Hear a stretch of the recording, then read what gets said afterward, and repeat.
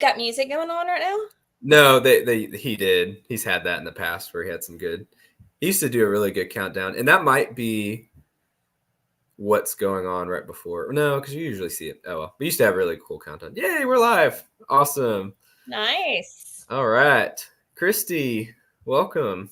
How are Thank you doing? you. It's Thursday. I am so excited for the weekend, so I'm doing pretty good today. Great. Well, I'm so excited to have you on the Nutritional Edge, where we talk about all things nutrition. We go on rabbit trails. So you may be able to help me stay more on track today. But I've got some really good questions that I was contemplating. I'm really excited to ask you because you're our second guest and our first healthcare provider that we've had on as a guest. So I'm really excited. My first one is just for everyone to know who you are, what you do, where you practice. Absolutely. So I am Kristi Jones. I'm a nurse practitioner, family practice. I do primary care, and I also do functional medicine. So sometimes I combine the two, and sometimes we have to do them very separately, but I do offer both, and I love it.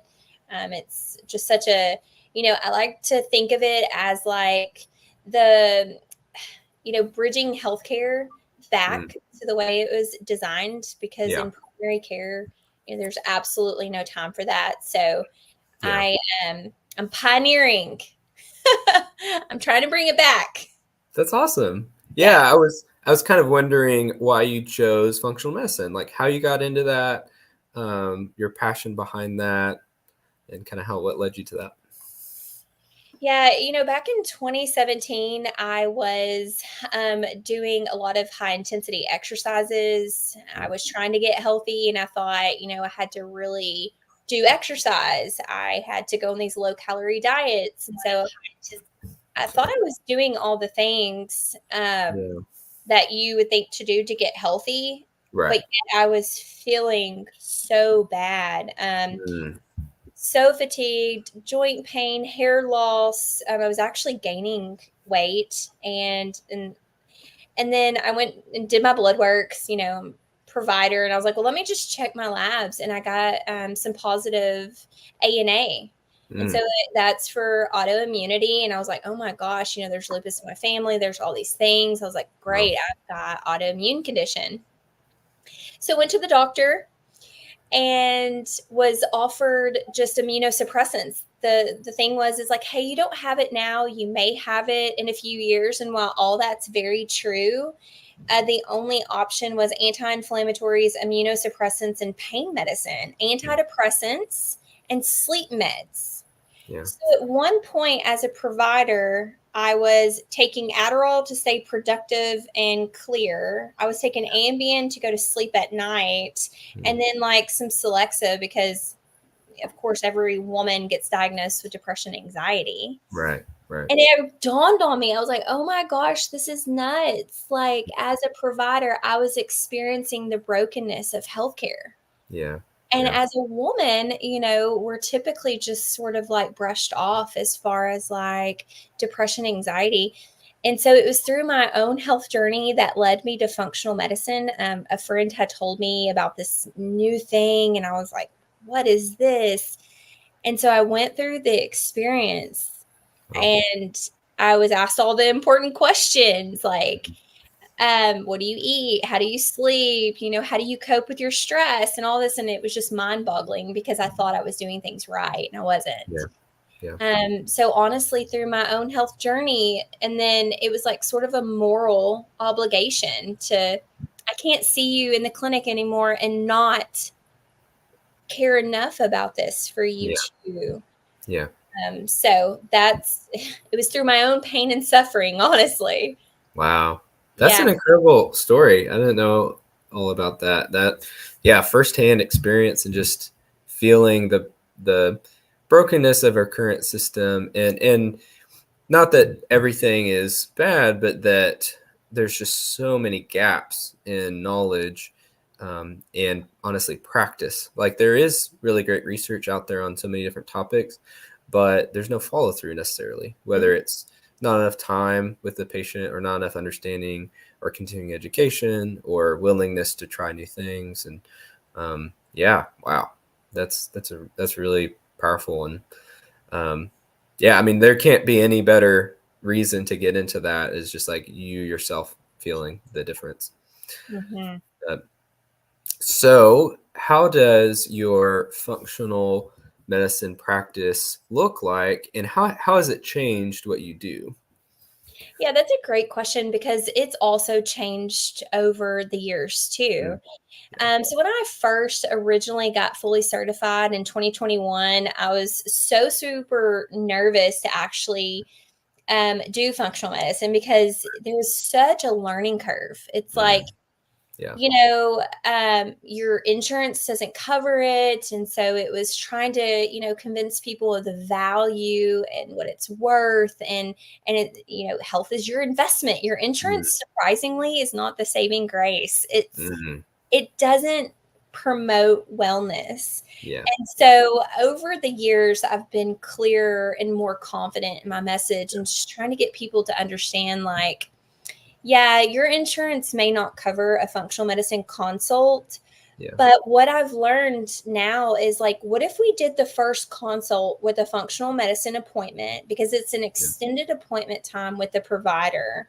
So I'm one-on-one with you and I'm learning a lot about where you go. Um, and so then it's great because I can say, okay, let's do that, because that's such a deeper dive. I can't do that in the clinic. Yeah. Yeah. Your insurance gives you 15 minutes barely. And that's like with the nurse doing her thing too. Yeah. So let's do that functional. Mm, And then let me pull you over into the primary care side. yeah. Let me capture insurance as much as we can. Right. How can we do labs with insurance? And it's like, after I really get to know you through a longer extended time, then these quicker follow-ups in insurance are much more productive.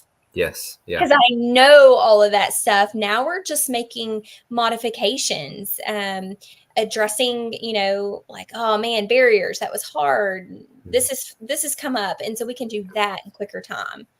wow. So it's Love morphing. it. I'm growing it. I'm trying to figure out, functional medicine, because it's so sort of super new. Mm, yeah.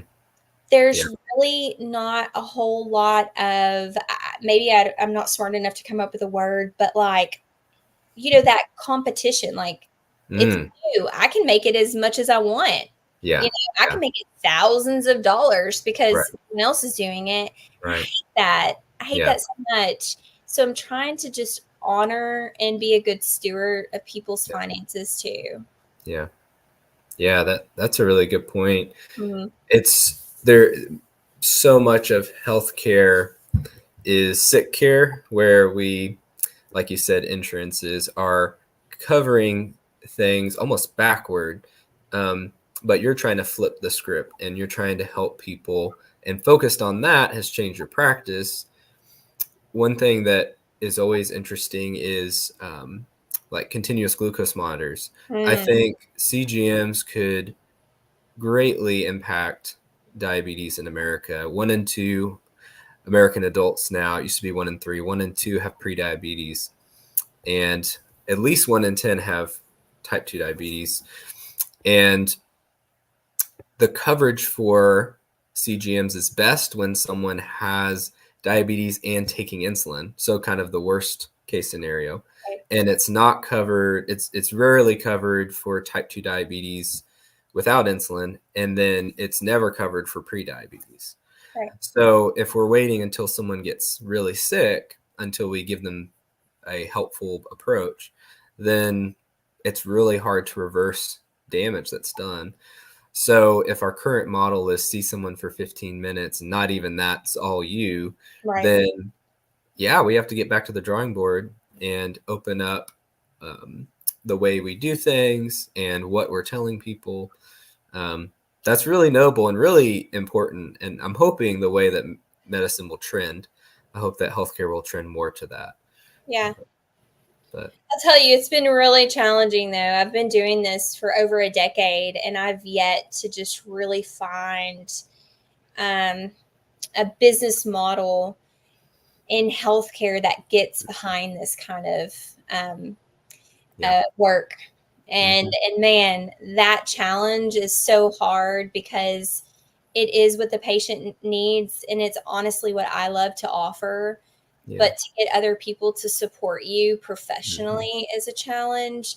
Yeah. But back to the CGMs, I love those Mm-hmm. because, whereas I don't necessarily deal with obesity, Mm-hmm. checking my blood sugar was a huge thing Yeah. for me because what I know about the four main primary stressors on the body, Yeah. glucose dysregulation is huge. And so I would feel it extremely in my moods. Yeah. I would get home empty, hangry, angry, where's dinner, kids, husband, Yeah. everything's like just falling apart. Yeah. And, I was seeing my glucose spikes after lunch were Mm. just sick. And Yeah. I really didn't think I was eating a ton of carbs, but the carbs that I were eating was just sending my body off Mm. into this just, inflamed state. And Mm. so CGMs are so super cool. I did just see on a newly published article that they're going to start offering those over the counter in 2025. Yeah. That's awesome. Yeah, Yeah. I would love if more patients would, track, because I love looking at numbers. I'm very objective when it comes to Yeah. that. And hopefully with more companies, especially with an over-the-counter option, more companies come out and not only perfect the technology, but compete with each other to lower our prices would be great. Because right now, I want to say they're $75 a week for the Freestyle Libre, which is like $150 every 2 weeks. And then Dexcom's more. There's the awesome ability to integrate with the insulin pump. Mm-hmm. So, but again, at that point, if someone's taking insulin, maybe they have type 1 diabetes or type 2, they are often, insurance is often covering it for them. So it's a no-brainer to do Dexcom. But those are just 2 companies. But what if there's like 10 companies and they're all have great technology and are all lowering prices so that it's more of a common thing? That'd be great. Yeah, and when I started glucose monitoring, this was before the sensors were even out. I was pricking my finger. I had Yeah. so many people ask me, "Are you diabetic? What are you doing?" I was like, "No, Yeah. I really just want to know." So if I can convince someone, "Hey, for a couple of weeks, can we prick our finger?" I mean, I guess maybe I'm a tough chick. I don't know, but it didn't hurt all that bad. Yeah. So I guess I was motivated more, Mhm. but some patients will get on board and try to do that. But yeah, the glucometers are the CGMs are Yeah. amazing. They're incredible. And for anyone that doesn't know, that's a sensor that's attaching either top of your arm or on your stomach, usually. And this is measuring your blood sugar all the time. Mhm. And it's actually measuring your interstitial fluid, but that's another story. Yeah. But it's allowing you to measure your blood sugar and calculate your blood sugar.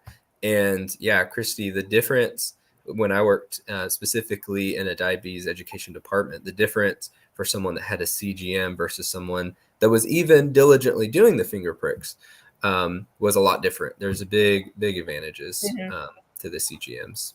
And yeah, well, that's cool. We got on to a good CGM topic there. What a fun one.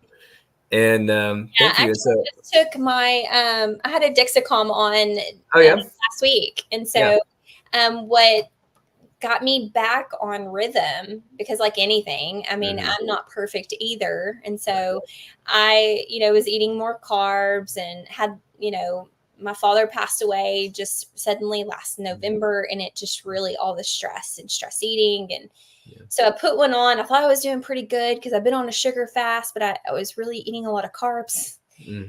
My sugar went up to 198 well, after eating, homemade soup and crackers. And I was just like, oh, I can't keep doing this, So it was just another like, okay, get back on, go again. So they're good little accountability partners too. yeah. And most people, if they're going through their conventional medical process of just seeing their doctor and just kind of doing the bare minimum, would not expect that they might have blood sugar fluctuations. So catching that beforehand seems so essential. That's awesome. And I know one of the things that you're really passionate about is hormones and giving people accurate advice, doing good testing. Tell me a little bit about that. Like maybe what are some of your ideal clients and how hormones play a role in how you help people? Yeah. And I think when we say hormones, we automatically just think about libido or, that kind of thing, postmenopausal. Yes, those are so super important too. But like I was meeting with a client today and she's only 45 years old. She's already had a hysterectomy.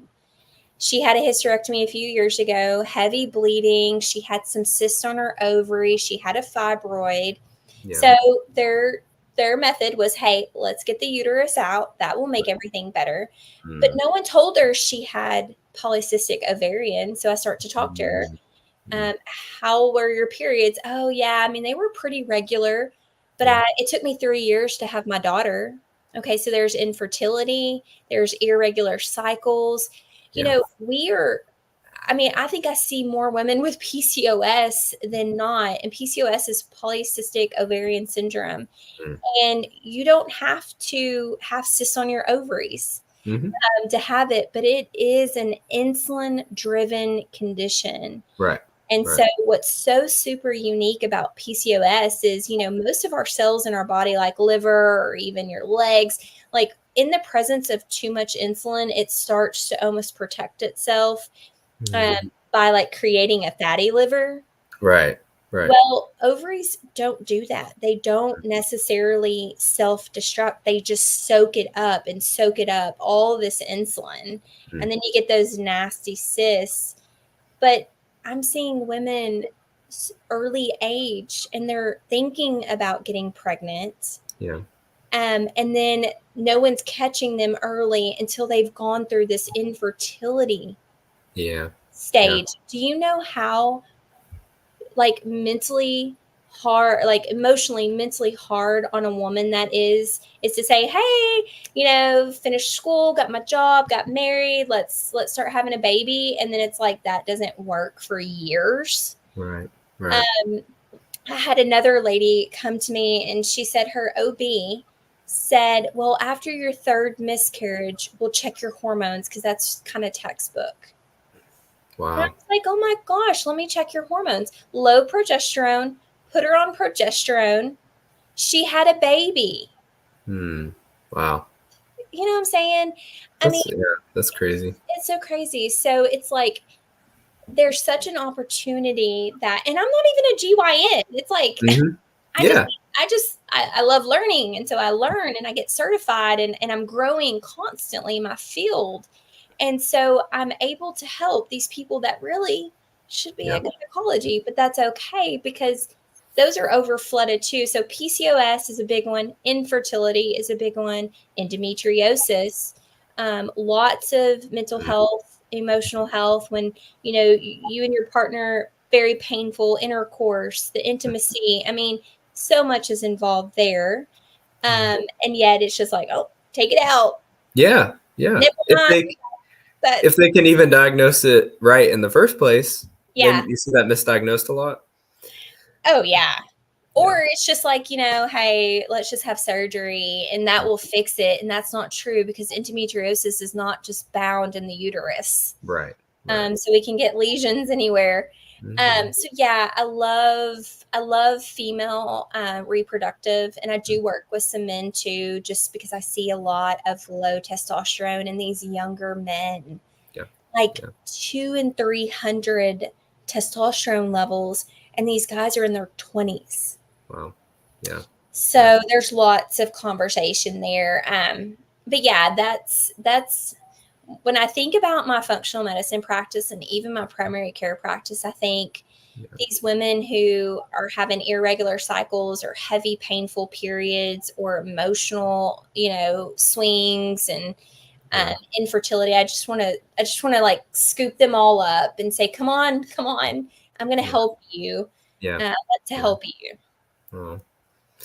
So if our conventional model of medicine is kind of the bare minimum, focused on the symptoms, not thinking long term ahead, not only is that going to affect someone's health, but also all of the emotional and mental turmoil. If 5 years ago hormones could have been assessed better and some of these things and approaches could have been started rather than just brushing it off or giving a medication that manages the symptoms or the menstrual cycle or something like that, then, or a surgery that may not necessarily have to have been done, maybe there's another option. So then down the road, all of these things are coming out, and misdiagnoses. Yeah, it's really sad. The priority definitely does not feel like the person, the human being, and people experience that all the time. And people tell Well, me that. and one thing that just it really doesn't even make sense too is like my niece, and I'm sure she won't mind me sharing this, but she's got polycystic ovarian. She waited so long to get into this really good gynecologist. She was so super excited for her appointment. And the only option for her that they provided was birth control. And she's like, but you're not listening to me. Like, I want to fix this. So when I want to get pregnant next year, Right.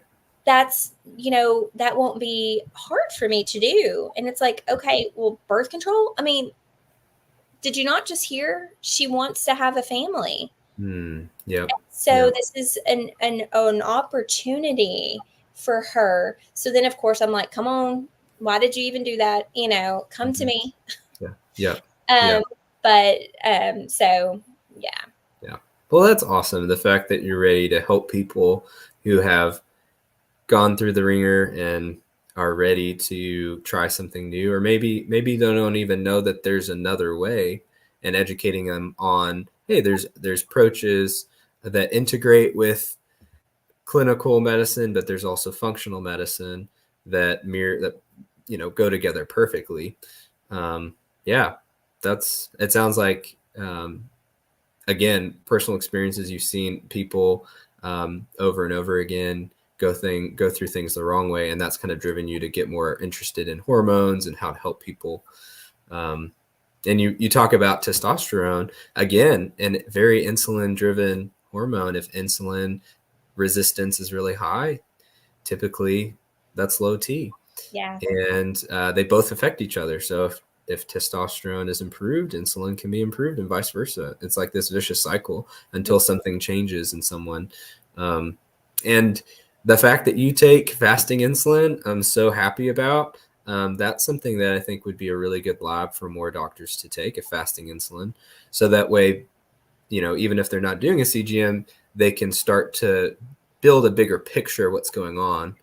For me, diabetes can look like, type 2 diabetes, not type 1, but type 2 diabetes to me really looks like an iceberg, where at the very tip of the top is the A1C, the blood sugar, and below the surface is all of the factors, all of the lifestyle things that are going to impact homeostasis. So while you might not see the tip of the iceberg, which is maybe irregular blood sugars, until 30 years later, so maybe in 50s and 60s, it's not like it just magically happened. There was an underlying issue, a blood sugar dysregulation that could have been caught by fasting insulin, maybe a CGM, maybe a look into different hormones. So that way that didn't happen. But Right. Yeah, and we're so hyper focused on just blood sugar and diabetes. I mean, it's so much more than that. It's so much more than just not eating too many carbs. I mean, it's the hormones, it's the inflammation in the brain, and the type 3 diabetes right. is the insulin resistance in the brain, and man, dementia. I see a lot of that too. It's just insane. And so I think, yeah, we spend a lot of time in this sort of just feeling like crap era. Yeah. And our relationships suffer, our work suffers, we suffer, until we get the diagnosis. Yeah. And then it's like, man, we got a wildfire now. So Yeah. it's a lot harder to put out. I mean, it's Yes. possible, and we do with a lot of work. But yeah, if we can start to catch these things a lot earlier, So much better for us as a whole, as a nation, as a community, as families. Yeah. So if you could give us a good takeaway of like, what are some basic things we can all be doing to take care of our hormone levels? Yes, getting them checked is really essential, but are there some like basic things at home that we should be thinking about? That's a great question, because I think a lot of people really don't know. Yeah. They're not aware. The body awareness is pretty low, because if you're, a lawyer, you're busy learning law. I'm not reading lawyer stuff. That's not what I do. I hire a lawyer. Right. So if you're just not sure, then you should see someone who is functionally minded, who's going to take the time to ask you the questions. Because I was working with a client yesterday, and I do this really awesome multiple symptom questionnaire, and it touches base on every system in the body, because I believe the whole body is connected. Well, in primary care, a lot of times it's like compartmentalized, like, heart, heart doctor, lungs, lung doctor. But when she was answering those questions, she said, "Oh my gosh, I didn't realize I had so much going on, because no one's ever asked the questions." So if you're just like really in tune with your body, then, just becoming aware on a day-to-day, mood, sleep, bowel movements, your periods, nutrition, like tracking those things and seeing. But if you really are just sort of like, I'm busy doing my career, this is your field, help me, then see somebody that can, ask you those questions. I think that's probably the wiser place to start, honestly. Just a good workup. I think everyone should do it. Our world is more toxic than ever. Our food is more toxic than ever. And we're actually busier than ever. And we're more stressed. So there's not a person out there that I don't think would not benefit from a consultation or just a good quality workup. It's crazy how we'll take our car to the mechanic, but will we actually reach out to the right person for healthcare? You're mentioning some things I'm thinking about, where someone's like, "Oh no, I'm going to do a juice cleanse," or "This celebrity said to do this diet," or "I'm going to ask my friend because they're doing it right, so they must be an expert." But no, go see an expert when you have a healthcare issue. And if you're, resonating with any of the things that we're saying, especially with hormones, go see Christy. You need to get an appointment, or at least begin that discussion, see if that's a good candidate. That's probably the best place. Absolutely, you're right. And I love the call, because I sort of needed a new car. Right.